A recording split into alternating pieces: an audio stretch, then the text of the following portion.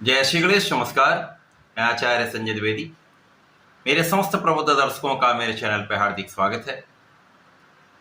प्रिय दर्शकों, वर्ष 2024 में एक महापरिवर्तन हो चुका है जब गुरुदेव बृहस्पति मेष राशि को छोड़कर वृषभ राशि में प्रवेश कर चुके हैं, अर्थात दैत्य गुरु की राशि में देवगुरु का प्रवेश हो चुका है। ये एक बड़ा परिवर्तन है क्योंकि ये एक लंबी अवधि का परिवर्तन है। एक वर्ष के लिए ये गोचर काल होगा। अब चूंकि गुरुदेव बृहस्पति अत्यंत शुभ प्रभाव देने वाले ग्रह हैं, सर्वाधिक शुभ कारक भाव के स्वामी हैं, तो ये एक बड़ा परिवर्तन है। परंतु अब गुरुदेव बृहस्पति अस्त अवस्था में जाने वाले। अस्त अवस्था का ये अर्थ है जब भी कोई ग्रह सूर्य के प्रभाव में आता है तो सूर्य के आभा मंडल के कारण, सूर्य के प्रभाव के कारण, क्योंकि सूर्य राजा है, उसके क्षमताओं के कारण, उसकी सामर्थ्य के कारण उस पर्टिकुलर ग्रह का जो प्रभाव होता है वो कुछ कम हो जाता है। इसी अवस्था को अस्त अवस्था कहा जाता है। यहां पर ये समझना अत्यंत आवश्यक है कि इस अस्त अवस्था में वो ग्रह अपना कार्यकत्व तो नहीं छोड़ देता, वो अपने कर्तव्यों का निर्वहन नहीं छोड़ देता है। जो उसका कार्यकत्व वो अपना संपूर्ण रूप से उस दायित्व को पूर्ण करते हैं। परंतु सूर्य के कारण, सूर्य के उस ग्रह के संपूर्ण प्रभाव में आगे आने के कारण उस ग्रह का प्रभाव कहीं न कहीं कुछ कम अवश्य हो जाता है। आज मैं गुरुदेव बृहस्पति के अस्त अवस्था के प्रभाव को लेकर उपस्थित हूं। यहां पर यह भी सम्मिलित करने जा रहा हूं कि यहां पर जब सूर्यदेव राशि परिवर्तन 14 मई को करेंगे तो सूर्य के परिवर्तन का तथा गुरुदेव के अस्त काल का समस्त राशियों पर किस प्रकार का प्रभाव मिलने वाला है, किस प्रकार का ये समय रहने वाला है। यहां पर डरने की आवश्यकता नहीं, केवल समझने की आवश्यकता है। अब चूंकि गुरुदेव बृहस्पति देवगुरु हैं और सूर्यदेव नवग्रहों में राजा है, तो यहां पर सूर्यदेव जो है, सूर्य के भी गुरु गुरुदेव बृहस्पति हैं। दैत्य गुरु की राशि में ये दोनों ग्रहों का गोचर प्रारंभ होगा। जहां पर गुरुदेव गोचर कर रहे हैं, सूर्यदेव वहां पर 14 मई को पहुंचेंगे। परंतु जब सूर्य का भ्रमण वृषभ राशि की ओर हो चुका है और जब गुरु और सूर्य के अंशों का अंतर कम होने लगता है तो इस अस्त अवस्था का प्रभाव मिलने लगता है।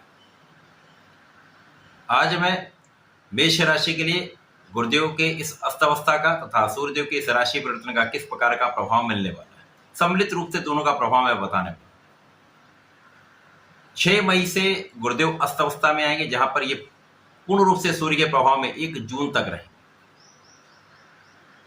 जब अंशों का अंतर 10 डिग्री के आसपास होता है तभी पूर्ण रूप से ये अस्त अवस्था कहलाती है।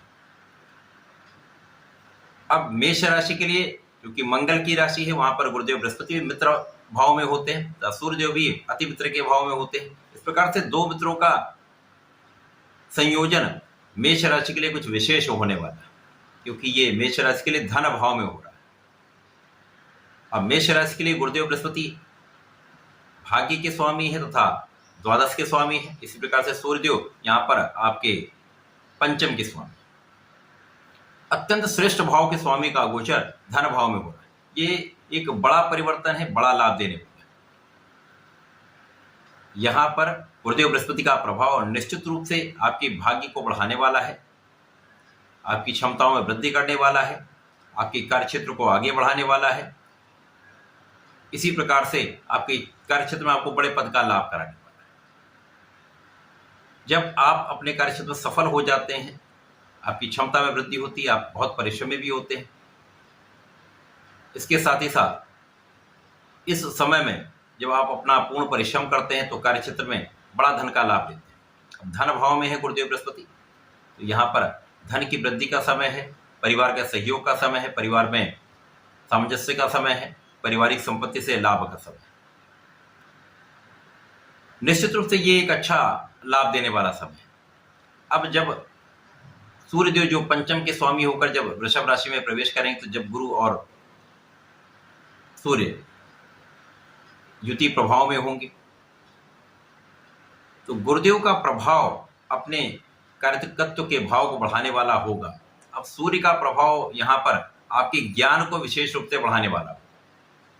यहाँ पर आपके ज्ञान में वृद्धि होगी, आपकी क्षमता में वृद्धि होगी, आपका शिक्षा का भाव अत्यंत प्रबल होगा, संतान अत्यंत सफल रहने वाली है, संतान का सुख संपूर्ण रूप से आपको प्राप्त होगा। अब जब सूर्य और गुरु का आपसी संयोजन बन जाता है तो यहाँ पर शासन सत्ता का गुण बहुत प्रबल हो जाता है, विशेष रूप से आपके इस प्रशासनिक गुणों में वृद्धि हो जाती है। तो इस समय में जो लोग प्रशासनिक सेवाओं की तैयारी कर रहे हैं, अब गुरु ज्ञान के कारक हैं, यहाँ पर मेष राशि के लिए सूर्य ज्ञान के स्वामी है, प्रबल रूप से संयोजन बन रहा है। तो यहाँ पर जो लोग प्रशासनिक सेवाओं की तैयारी कर रहे हैं, जो लोग सरकारी नौकरी के प्रयास में लगे हुए हैं, उनके लिए विशेष रूप से बड़ा संयोजन बन रहा है। ये पूरा माह अत्यंत विशेष होने वाला है, जहाँ पर यदि आप अपना संपूर्ण परिश्रम लगा देंगे तो निश्चित रूप से आपका प्रयास सफल होने वाला है। इसी प्रकार से एक अच्छी संतान प्राप्ति का योग बनता है। साथ ही साथ यदि हम देखें तो गुरुदेव का चतुर्दशम का संबंध भी पंचम भाव से बनता है, तो ये एक अत्यंत प्रबल अवस्था है, क्योंकि चतुर्दशम का संबंध पंचम भाव से और पंचम के स्वामी साथ में, तो यहाँ पर गुरुदेव का प्रभाव बढ़ेगा, सूर्यदेव का प्रभाव भी बढ़ेगा, क्योंकि एक धैर्य, एक क्षमता, साथ में नेतृत्व का गुण बहुत प्रबल होता है। आपके अनुशासन का जो प्रभाव है वो समस्त आपके कार्यक्षेत्र में दिखने वाला है। तो ज्ञान, धैर्य, विवेक, साथ में अनुशासन और आपका नेतृत्व का गुण आपको अपने कार्यक्षेत्र संपूर्ण रूप से सफल करने, यह अत्यंत विशेष एक योग बन रहा है। अब यहाँ पर जब सूर्य का प्रभाव पूर्ण रूप से गुरु पर होगा तो गुरु अस्त होंगे, तो यहाँ पर आपके व्यय कम हो जाएंगे। जो व्यय की अधिकता कभी कभी हो जाती है, अकारण व्यय हो जाते हैं, तो वहां पर आपका संतुलन बन जाएगा। विदेश यात्राओं से जो लाभ आप ले रहे थे वहां पर कुछ एक कमी हो सकती है, कुछ कमी कुछ समय के लिए हो सकती है। इसी प्रकार से जो लोग विदेश में रहकर कार्य कर रहे हैं वहां पर थोड़ा सा तनाव हो सकता है, वहां पर उच्चाधिकारियों के साथ कुछ तनाव हो सकता है, वहां पर आपके कार्यक्षेत्र में कुछ उतार चढ़ाव की स्थिति बन सकती है। परंतु व्यय पर नियंत्रण तो निश्चित रूप से होगा, भाग्य का साथ भी आपको मिलेगा, कर्म क्षेत्र में लोगों का सहयोग आपको प्राप्त होगा, उच्चाधिकारियों के साथ आपका सामंजस्य बहुत अच्छा रहने वाला है। यहाँ पर सूर्य और गुरु का प्रभाव निश्चित रूप से यहाँ पर आपके भाग्य को प्रबल करने वाला होगा, भाग्य का साथ आपको प्राप्त होगा। तो ये समय आपके लिए अत्यंत अनुकूल है। गुरु के अस्त अवस्था में कोई ऐसी स्थितियां नहीं बन रही जहां पर कोई बहुत बड़ा कष्टकारी योग बन रहा है।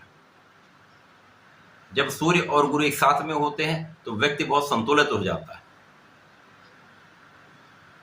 लोगों के बीच में उसका प्रभाव बढ़ जाता है, तो उसका ज्ञान श्रेष्ठ होता है। तो इस समय में आपको नियमित रूप से सूर्यदेव को जल देना चाहिए तथा प्रत्येक गुरुवार को विष्णु सहस्त्रनाम का पठन करना चाहिए अथवा श्रवण करना चाहिए तथा नित्य भगवान श्री शंकर मोचन के शरण में रहकर ओम हम हनुमताय नमः का यदि 11 बार भी पाठ करके घर से निकलते हैं तो आपके समस्त कार्य सफल होंगे, किसी प्रकार का कोई कष्ट नहीं रहे। तो ऐसा करके समय का लाभ लें। धन्यवाद, नमस्कार।